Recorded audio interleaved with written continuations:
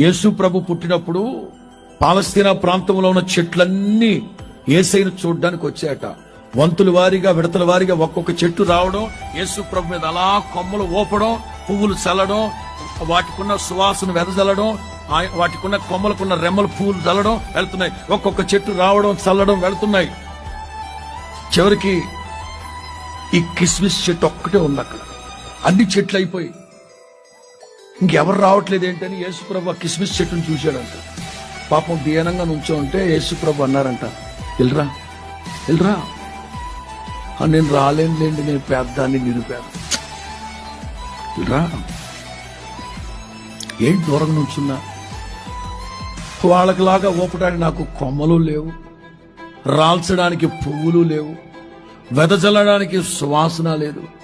నిరుపేదడు. నా పేద బతుకు, నా దరిద్ర బతుకు ఏదో బతుకుతున్నాను.